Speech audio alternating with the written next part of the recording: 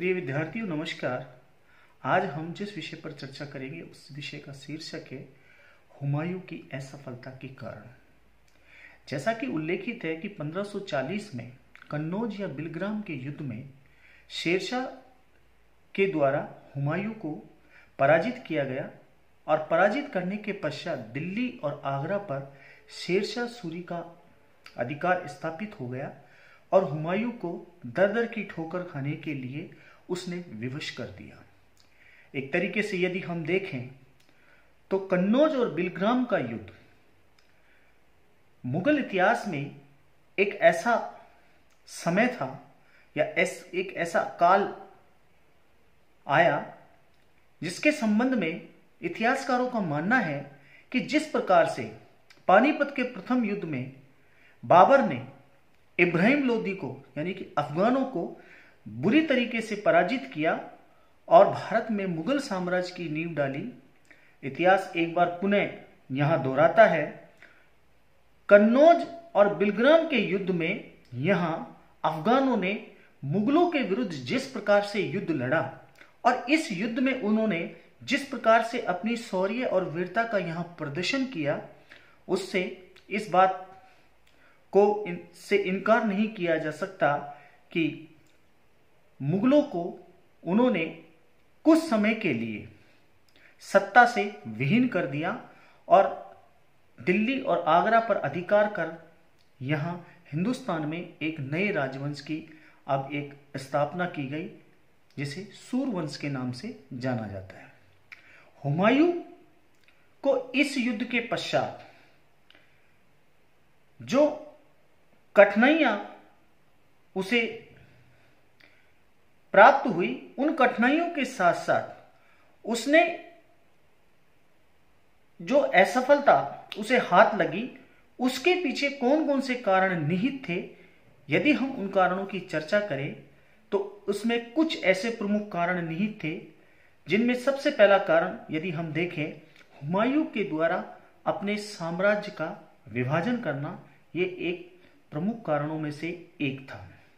जैसा कि उल्लेखित है कि 1530 में बाबर की मृत्यु हुई। उस मृत्यु के पश्चात हुमायूं ने अपने पिता की इच्छा अनुसार अपने साम्राज्य को अपने परिजनों के अंदर विभक्त कर दिया। उसने कामरान को पंजाब और सिंध मुल्तान से लगते हुए उसने मध्य एशिया के जो उसके पिता के द्वारा जो साम्राज्य स्थापित किया गया, काबुल कंधार जैसे प्रदेश थे, उन प्रदेशों का राज्य उसने कामरान को दे दिया। अस्करी और हिंदाल को भी उसने हिंदुस्तान के अंदर संबल या रेवाड़ी या मेवात का क्षेत्र प्रदान कर दिया। एक तरीके से मिर्जा बंधु जो थे उसके सगे संबंधी, उन्हें उसने समरकंद और या जो बलक बदख्शा के जो राज्य थे उन राज्यों पर एक तरीके से उन्हें खुली छूट उसने प्रदान कर दी। ये हुमायूं के जीवन की सबसे बड़ी भूल थी। कहने का अभिप्राय कि मध्य एशिया से जो राज्य या जो उसके पिता का जो पैतृक राज्य था, जिसे उसने अपने कुशल योग नेतृत्व से स्थापित किया था, उस राज्य से अब उसका सीधा सीधा संबंध कट गया। एक तरीके से उसकी जो शक्ति का आधार माना जाता था, उसकी शक्ति एक अब कम हो गई और इस तरीके से न केवल उसने अपने साम्राज्य को अपने भाइयों के अंदर विभक्त कर एक तरीके से अपनी लिए मुसीबत खड़ी कर ली, दूसरी तरफ यहां हम देखते हैं कि हुमायूं ने कुछ ऐसी भूल और की जिनके बारे में कहा जाता है कि 1531 में उसने जब कालिंजर के दुर्ग पर आक्रमण किया और इस दुर्ग का घेरा उसने 1.5 महीने तक लगभग उसने डाले रखा और यहां का शासक प्रताप रुद्र जो था वो संधि के लिए जब बाध्य हो गया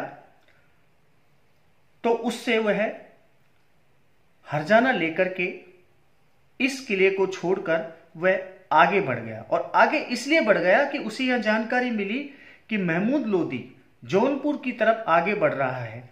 यह हुमायूं की सबसे बड़ी भूल थी। भारतीय इतिहासकारों ने भी हुमायूं के द्वारा उठाया गया ये इस कदम की आलोचना की है। दूसरी तरफ हम यह देखें कि हुमायूं को कुछ ऐसे अवसर भी प्राप्त हुए, उन अवसरों को उसने उनका सही तरीके से इस्तेमाल नहीं किया।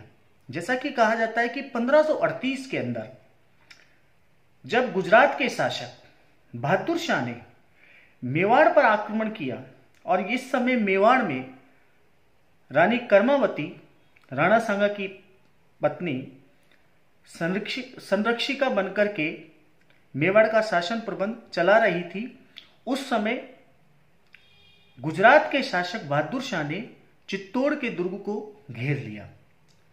इस स्थिति में रानी कर्मावती ने हुमायूं को अपना भाई मानते हुए एक राखी भेजी और उससे सहायता की याचना की।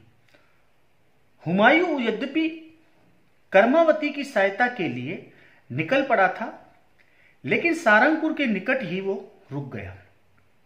यहां पर बहादुर शाह का एक दूत, बहादुर शाह को इस बात की जानकारी प्राप्त हो चुकी थी कि रानी कर्मावती की चित्तौड़ की सहायता करने के लिए हुमायूं सेना लेकर निकल चुका है।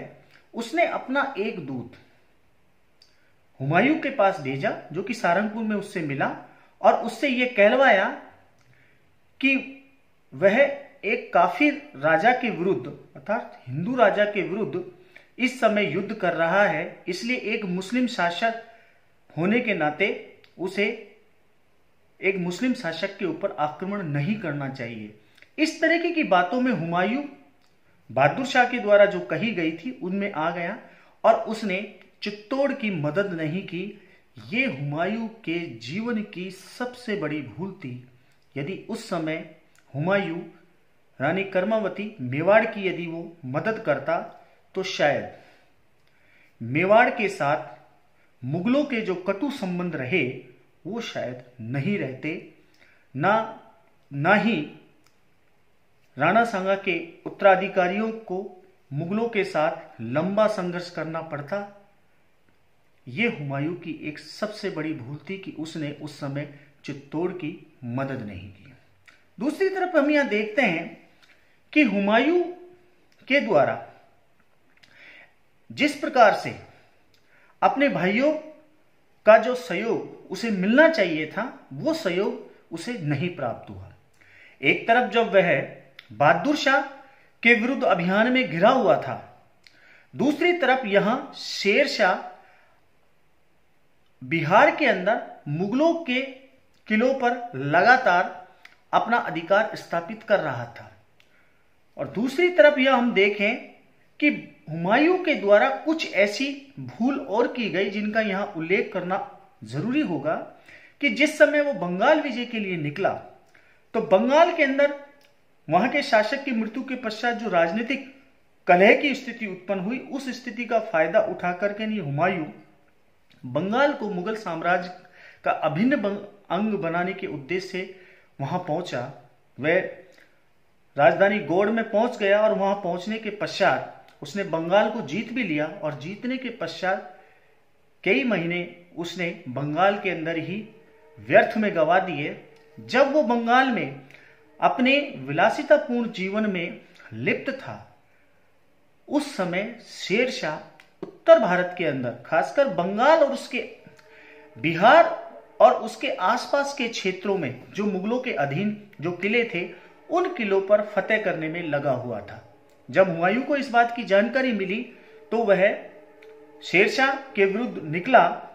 कहते हैं कि उसने 1539 के अंदर चौसा के युद्ध में शेरशाह के विरुद्ध जो कार्रवाई की, उस कार्रवाई में भी उसे यहां सफलता प्राप्त नहीं हुई। उसके पास में यद्यपि समुचित बड़ा तोपखाना था, लेकिन उसने शेरशाह के विरुद्ध तोपखाने का प्रयोग नहीं किया। दूसरी तरफ उसने जब शेरशाह के विरुद्ध कार्रवाई के लिए जो समय उसने चुना, वो समय वर्षाकालीन था। इसलिए जिस समय उसने शेरशाह के विरुद्ध युद्ध करने के लिए वो जिस स्थान पर गया और अचानक वर्षा के कारण उसके शिविर बह गए और यहां तक कि उसके पास में उनके जो सैनिक थे, उन सैनिकों के हथियार सारे के सारे तेज पानी के बहाव या बाढ़ आने के कारण बह गए।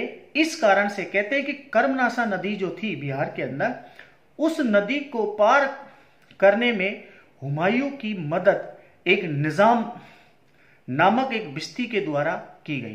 कहते हैं कि ये वो निजाम नामक जो बिश्ती था, उस बिश्ती ने अपनी मशक की सहायता से हुमायूं को इस नदी को पार करवाया और उसे पार कराने के पश्चात उसकी जान बचाई। कहते हैं कि जब हुमायूं ने 1556 में जब शेरशाह सूरी के वंशजों से, उत्तराधिकारियों से जब पुनः दिल्ली और आगरा को जीत लिया, तो जीतने के पश्चात एक दिन वो दरबार में बैठा हुआ था और उसे निजाम नामक उस बिश्ती का ख्याल आया और उसे दरबार के अंदर बुलाया गया। दरबार में जब उसे बुलाया गया तो उसने उस बिश्ती से कहा कि मैं तुम्हें आज जो तुम मांगो मैं वो दे सकता हूं। कहते हैं कि बिश्ती ने उससे एक दिन का शहंशाह बनने की गुजारिश की। हुमायूं ने बाकायदा उसकी ताजपोशी की और उसे एक दिन का शहंशाह बनाया गया और उसने अपने एक दिन के इस शासन काल के दौरान उसने चमड़े के सिक्के चलाए। इस बात का उल्लेख केवल मात्र एक मुगलकालीन ग्रंथ के अंदर हमें देखने को मिलता है और वो है गुलबदन बेगम के द्वारा लिखा गया हुमायूं नामा। हुमायूं नामा में उसने हुमायूं के दरबार की जो शान शौकत है उसका वर्णन किया और जिस प्रकार से बिश्ती को बुलाया गया, निजामुद्दीन नामक उस बिश्ती को बुलाया गया और उसके समक्ष हुमायूं ने ये बात रखी। ये सारा का सारा उल्लेख हमें हुमायूं नामा के अंदर देखने को मिलता है। इस प्रकार से हम कह सकते हैं कि हुमायूं के द्वारा जिस प्रकार के निर्णय जो लिए गए वो निर्णय सही नहीं थे। इस कारण से उसे अपनी सत्ता से हाथ धोना पड़ा। दूसरी तरफ यहां हम देखते हैं कि हुमायूं के समक्ष एक अवसर और मिला। कहा जाता है कि सत्ता से विहीन होने के पश्चात हुमायूं जब सिंध की तरफ जा रहा था तो यहां मारवाड़ के शासक राव मालदेव का एक दूत उससे आके मिला और उसने शेरशाह सूरी के विरुद्ध सैन्य सहायता का प्रस्ताव, राव मालदेव का प्रस्ताव हुमायूं के समक्ष रखा। लेकिन हुमायूं जो कि शंकालु प्रवृत्ति का व्यक्ति था, उसने इस प्रस्ताव को नहीं माना और वो अन्य शासकों से या हम ये कहें कि अपने भाइयों से सैन्य सहायता की गुजारिश करता रहा, लेकिन उसे अपने भाइयों का किसी प्रकार से कोई सहयोग प्राप्त नहीं हुआ। और अंत में हम यह देखते हैं कि ईरान के शासक से वो सैन्य सहायता प्राप्त करके फिर वापस पुनः अपनी सेना को संगठित करता है और पुनः अपने खोए हुए प्रदेशों को जीतने का प्रयास करता है। हुमायूं के बारे में कहा जाता है कि उसके अंदर कुछ चारित्रिक दोष भी निहित थे। उन चारित्रिक दोष के कारण एक तो उसके अंदर डिसीजन पावर, अर्थात वो सही समय पर सही निर्णय नहीं ले पाता था। दूसरा, उसे अफीम की जबरदस्त आदत थी। अफीम की आदत के साथ साथ वो जिस प्रकार से मद्यपान करता था और रास रंगरेलियों के अंदर जिस प्रकार से लिप्त हो जाता, वो समय को वो गुजारता चला गया।